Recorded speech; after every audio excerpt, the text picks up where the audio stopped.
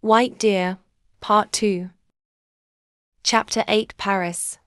The train station was crowded, filled with hurried footsteps, rolling suitcases, and announcements echoing over the loudspeakers.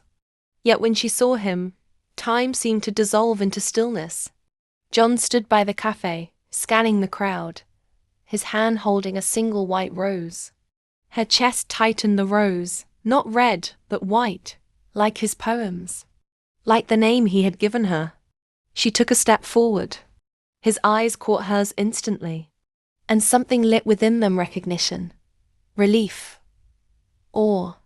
Aylin, he breathed as she approached, her name rolling from his lips like a prayer long suppressed. She had imagined this moment so many times, sometimes with bitterness, sometimes with longing. But now, standing in front of him after 8 years, all she felt was calm.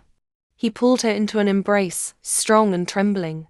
For a long moment, neither moved. "You're real," he murmured against her hair.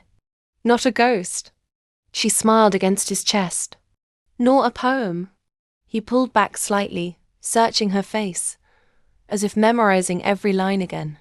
"Even more beautiful than I remembered. And you," she teased softly, brushing her hand against the silver strands at his temples.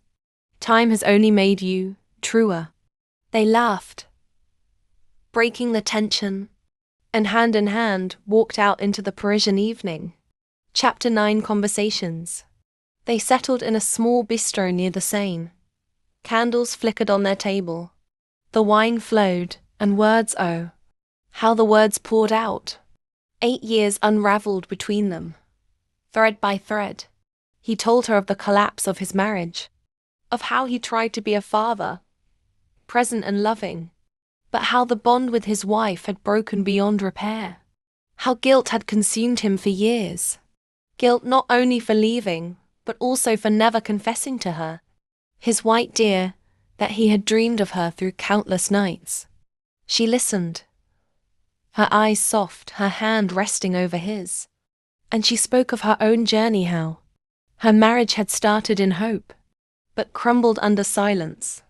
How her husband could never meet her at the depth she craved. How eventually she chose solitude over pretense. "Funny, isn't it?" she said, staring at the candle's flame. "We spent years building lives that didn't hold us. And yet one night in Turkey still feels more real than all those years." John reached for her hand, squeezing it, because that night wasn't just desire. It was recognition. Her eyes shimmered. "And fear?" He nodded, shame flickering in his gaze. "I was a coward then. I won't be one now." Chapter 10. The walk. After dinner, they strolled along the Seine. Paris glowed bridges, lit like necklaces across the dark river, laughter drifting from passing boats. They walked slowly, shoulders brushing, words falling into comfortable silence. At one point, John stopped and turned to her. "May I?" he asked softly, leaning closer. Her lips curved.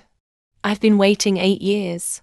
Their kiss was gentle at first, like rediscovering a forgotten language. Then it deepened, urgent, tasting of wine, of longing, of all the words they had never said. When they finally parted, breathless, she whispered, "Don't run this time." His forehead rested against hers. "Never again." Chapter 11. A hotel room. The boutique hotel room overlooked the Seine, the city glowing outside like a universe of possibilities. But inside, it was only them. Aylin stood by the window, her coat slipping from her shoulders, revealing the soft lines of her dress. The light framed her silhouette, delicate and strong all at once. John closed the door quietly behind them, but his eyes never left her. "You're even more dangerous than I remembered," he said, voice low, rough with need. She turned slowly, the corners of her lips lifting. "Dangerous? Or exactly what you wanted?" That was all it took. He crossed the room in 3 strides, his hands cupping her face as his mouth captured hers. Their kiss was deep, hungry, years of restraint burning away in a single collision. Her hands slid up his chest, tugging at the buttons of his shirt. Desperate to feel him, he groaned into her mouth as fabric gave way, her fingers brushing bare skin, warm and taut beneath her touch. "I used to imagine this," he murmured against her lips, pulling at the zipper of her dress. "Every night, every detail, the way you'd taste, the way you'd sound when I touched you." Her breath caught as the dress slid down, pooling at her feet. She stood in her lace lingerie, her curls tumbling over her shoulders, her eyes shimmering with both desire and vulnerability. "Then stop imagining," she whispered. His mouth claimed her neck, slow kisses trailing down, making her shiver. She clutched at his shoulders, her body already melting against him. He explored her with reverence, as if each inch of her skin was a line of poetry he had waited 8 years to read aloud. When his lips reached the swell of her breasts, she gasped, arching into him. His hands framed her waist, grounding her even as pleasure surged higher. "John," her voice was a plea, a confession, a surrender. He lifted her effortlessly, carrying her to the bed, laying her down as though she was something sacred. Their eyes met hers, wide with need, his dark with devotion. "I won't run this time," he promised, before lowering himself over her. His touch grew bolder, his hands and lips everywhere down her stomach, over her hips, teasing her until she writhed, her breath breaking into moans she hadn't heard from herself in years. When his mouth found her, she shattered. Waves of ecstasy crashed through her, and she cried out, clutching the sheets, her body trembling under the force of long-denied release. But he didn't stop. He coaxed her higher again, slower this time, savoring each reaction, each sound.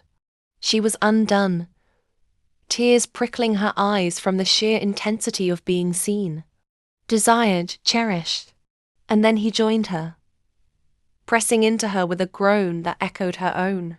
Their bodies met in rhythm, desperate yet tender, each thrust a mixture of hunger and reverence.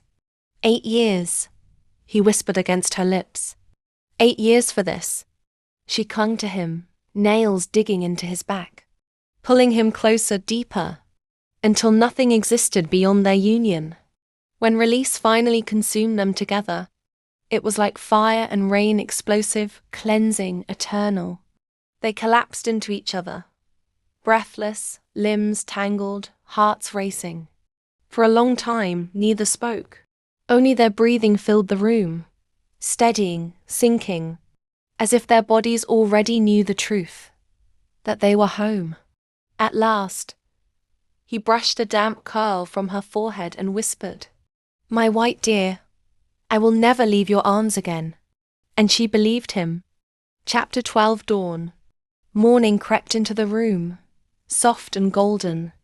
She woke to find him watching her, propped on one elbow, his fingers gently tracing her cheek. "What?" she murmured, half shy. He smiled. "Just proving to myself that you're real." She laughed softly, pulling the sheet around her. "I should say the same." They lay there, speaking in whispers, about nothing and everything, childhood memories, favorite books, the way they both still carried notebooks for sudden poems. At one point, she asked quietly, "What now?" He didn't hesitate. "Now we stop running from what we already knew that night. That we belong in each other's story." Her heart thudded, scared and thrilled. She had built walls for years, but somehow with him, they crumbled without a fight. Chapter 13. Epilogue. Months passed. Their lives, once parallel lines, began to weave together. Weekends in Paris, long phone calls, stolen trips to meet halfway. Slowly, they built something not out of desperation, but choice. One evening, a year after their reunion, they returned to Turkey. Same coastline, same sea. They stood by the pool where once she had watched the performers, where once he had approached her with clumsy boldness. He took her hand. "Do you remember?" She smiled. "How could I forget?" He kissed her, the Mediterranean breeze around them, and whispered, "My white dear, this time, I'm never letting you go." And she believed him.